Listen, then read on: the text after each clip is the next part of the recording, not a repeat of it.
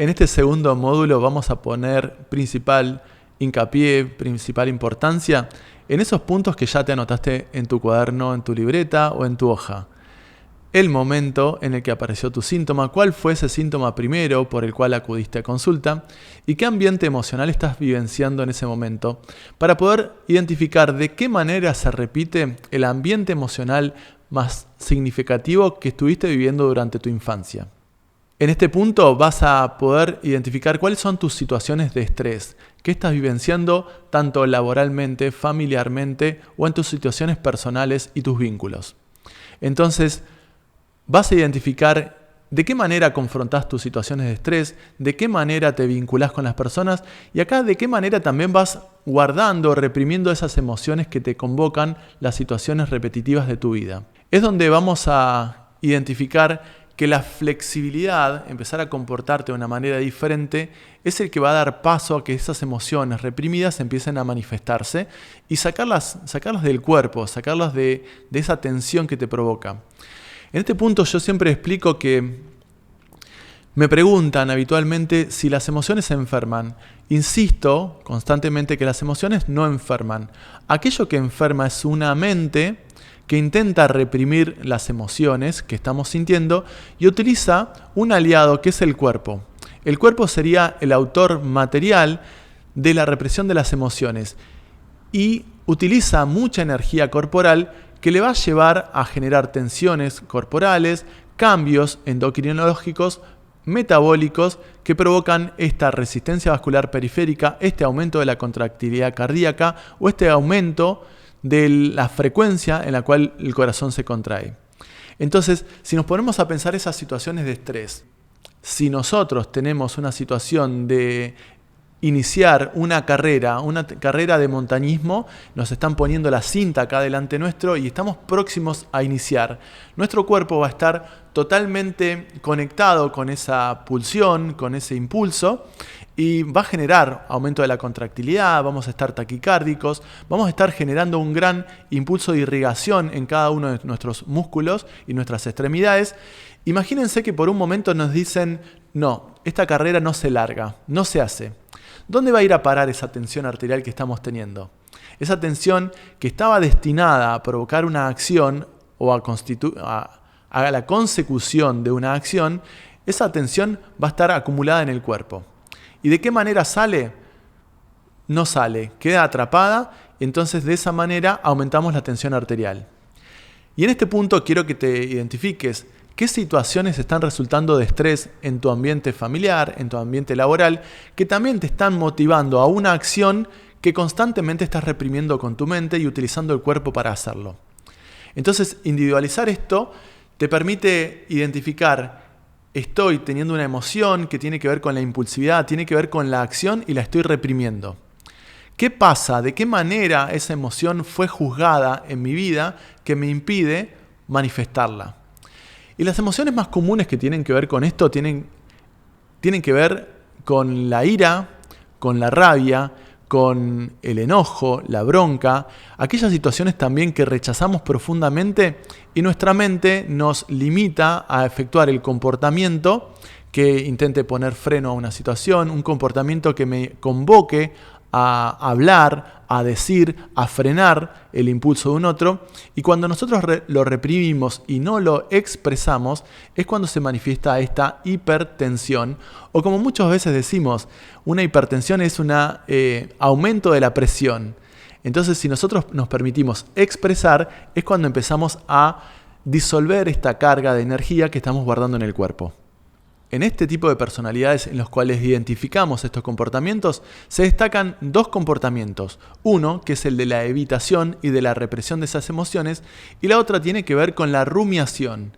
¿Y qué es la rumiación? Cuando empiezo a dar vueltas en mi cerebro, en mi mente, todo lo que debería hacer, todo lo que debería decir y no lo hago.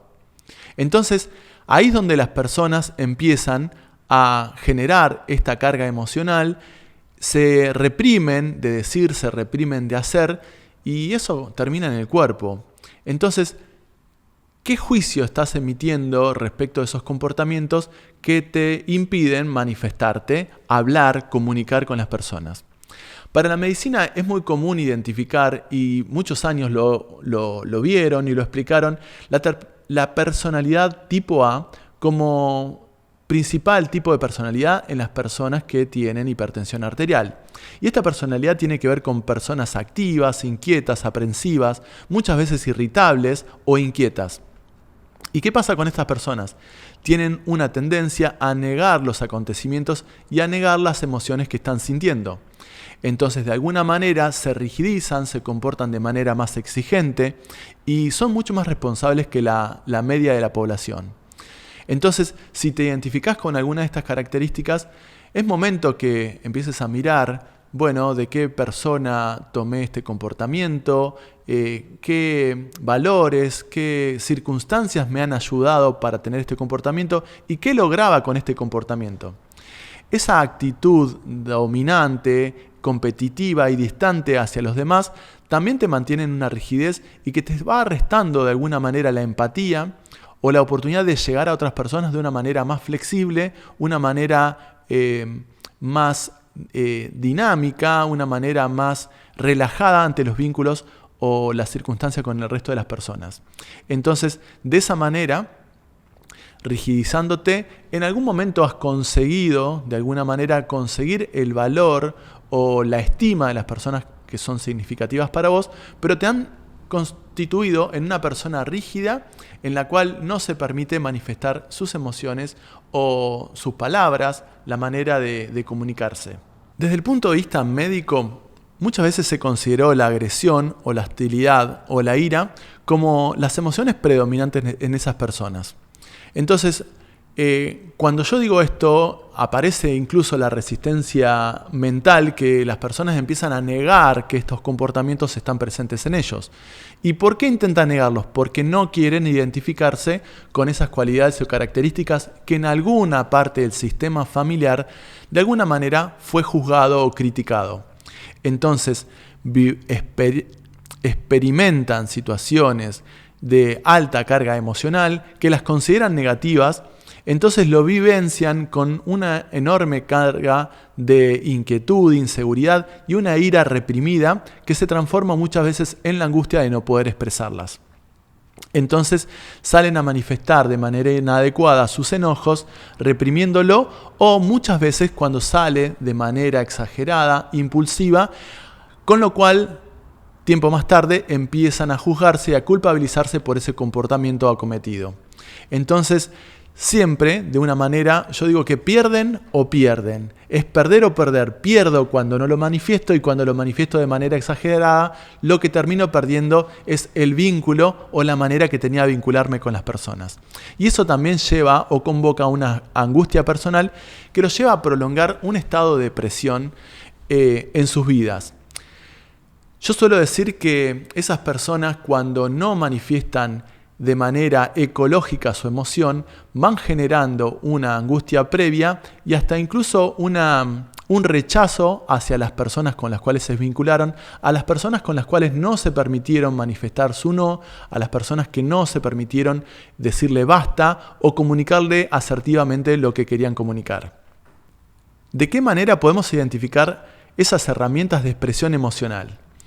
Y entonces me pregunto, ¿qué es lo que he aprendido acerca de la expresión, de la manifestación del enojo y la rabia en mi sistema familiar? ¿Qué palabras que escuchaba de las personas significativas de mi entorno cuando tenía un comportamiento de ira o de impulsividad? ¿O de qué manera era juzgado en mi sistema familiar aquellos comportamientos de personas que tenían características iracundas o las personas que eran impulsivas? Cada vez que nos damos cuenta que en un sistema familiar, cuando se juzga el comportamiento, vamos a denominarlo de alguna manera violento, tenemos una tendencia natural a conseguir o a buscar el amor de las personas que lo juzgaron, entonces reprimimos esa impulsividad en nosotros, que termina generándonos una carga emocional interna que repercute solamente sobre nosotros. Por eso yo le digo que cuando estamos intentando evitarle un daño a alguna persona externa, ese daño lo nos estamos provocando a nosotros mismos.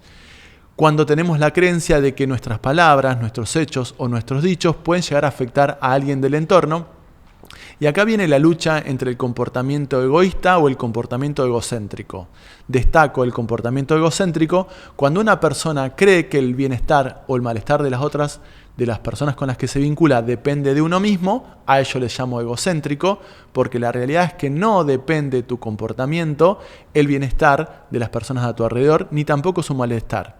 Ahora le denomino egoísta cuando me permito expresar libremente lo que estoy sintiendo o lo que pienso en ese momento. ¿Vos te permitís expresar tus emociones? ¿Lo expresás de una manera ecológica y adaptativa y empática con tu entorno? Porque acá no significa callarte nuevamente, significa estar dispuesto a comunicarlo de una manera totalmente asertiva, en la manera en la cual amorosamente pueda manifestar mi firmeza en aquello que pienso o que siento. Entonces, tratar de ocultar tu rabia, tu ira, requiere mucho esfuerzo corporal y una energía constante que te va a estar debilitando. No es momento para que vos te empieces a reprimir tus emociones, porque tenés que entender que eso está repercutiendo negativamente en tu estado de salud físico, mental y en lo vincular.